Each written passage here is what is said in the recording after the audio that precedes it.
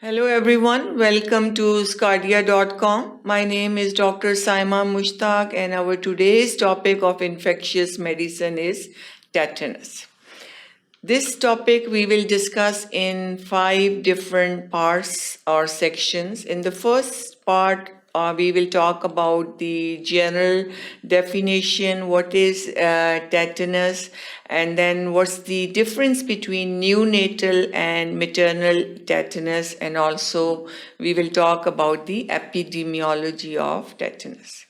In the second section, then we will talk about the pathophysiology, how the pathology is the disease process, study of the disease, and physiology is the study of the normal function. So when we combine how the disease, which is known as the tetanus, it is progress and spread. So we will talk about the etiological agent of tetanus, also pathogenesis, and clinical and pathological progression of tetanus, and also the classification of tetanus according to the severity of the illness.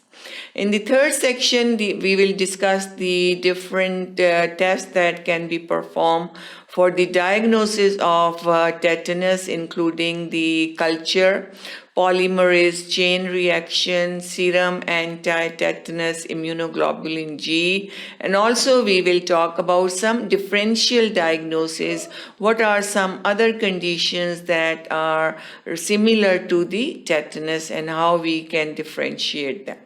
In the fourth section, then we will talk about the treatment available for the tetanus, like antibiotics, antitoxins are available, then how we can treat the spasm of the tetanus, which is very, very common in the tetanus, and also how we can treat the complications and how we can treat the severe tetanus. Then in the fifth and final section, then we will talk about the prognosis of tetanus, how we can prevent the tetanus, and what's the immunization available for the treatment of tetanus.